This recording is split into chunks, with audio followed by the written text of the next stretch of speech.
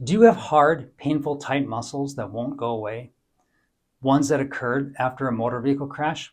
Have you been to the doctor and they've told you that you just need to take a muscle relaxer and hopefully it'll all get better, maybe get some massages? Have you tried all that and still continue to suffer? Well, you may have developed trigger points as a result of this injury. Hi, my name is Dr. Matthew Collins. I'm a chiropractor. I am board certified in rehabilitation and fellowship trained in primary spine care.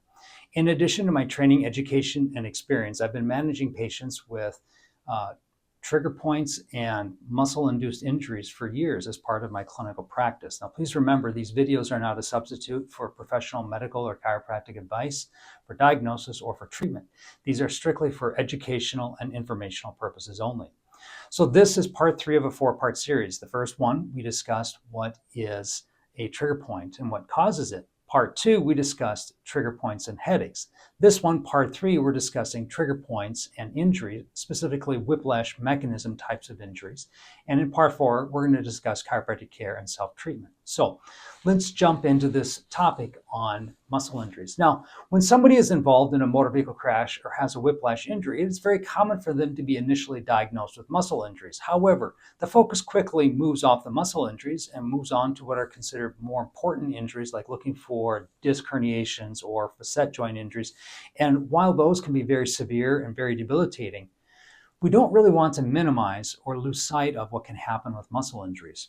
You know, there was a study that was done in 2008 in the Archives of Physical Medicine and Rehabilitation where they looked at trigger points in whiplash patients, and they compared them to patients that had fibromyalgia, patients that had neck pain, patients that had depression, and then healthy patients. And here's what they found. Patients that had whiplash had a unique pain pattern in that there was a lot of trigger points found in specifically one muscle, the splenius capitis muscle, which is on the back side of the neck. Interestingly enough, that muscle has a very classic referral pain pattern. Oftentimes that muscle in and of itself won't feel all that painful, but it radiates pain, which is technically not true radiation, but more referred pain, to what's called the vertex of the head. That's the top of the head up here. It also refers pain to the front of the eye, the temple, and the back of the neck. In some cases, it'll even refer pain down the arm, but that is not very common. It does happen in some cases. However, patients that had chronic neck pain did not have this trigger point. And patients that had depression, this one was not found either. So this was considered to be quite consequential. Now, lest we think that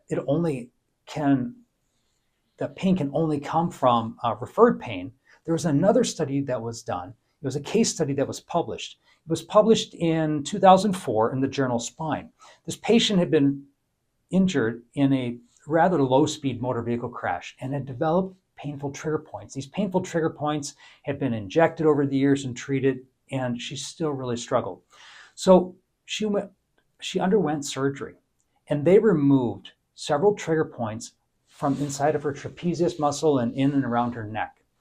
Following removal of the painful trigger points, she had a pretty remarkable recovery.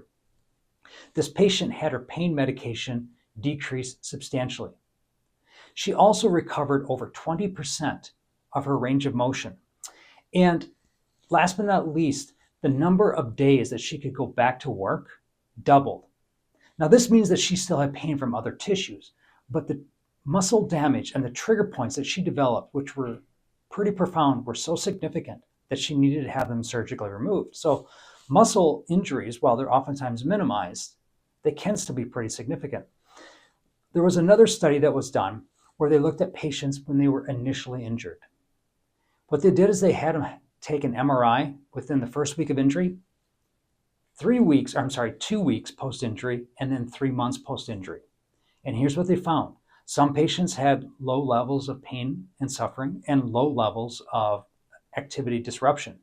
However, the patients that had high levels of pain and disturbed function at 3 months, their MRIs at week 1 looked identical to the patients that had very low levels of pain and very low levels of activity disruption. However, at 3 months post-injury, the muscles in the back of the neck showed significant progressive degeneration on MRI. Now, we oftentimes don't take repeat MRIs on patients that are injured, and we oftentimes don't focus on the muscles, but these researchers found it. Another study that was done on patients where they took the MRIs at 6 months found that some of these degenerated muscles started to have what was called fatty infiltrate. I mean, that's basically gristle starting to grow inside those muscles because the muscles were torn, disrupted, there's oxidative stress, and a lot of chemicals that were released. So muscle injuries from whiplash-type mechanisms can be quite devastating for some patients, and you can be left with some pain and suffering. So if you have been injured, continue to have pain and suffering, have hard, tight muscles, been told to just massage it and take muscle relaxers and you're not getting better, you should be evaluated. There may be some other alternatives for you. I know that you have a lot of videos to watch, and I'm honored that you chose this one. So until we meet again, I wish you all the best in your journey and be blessed.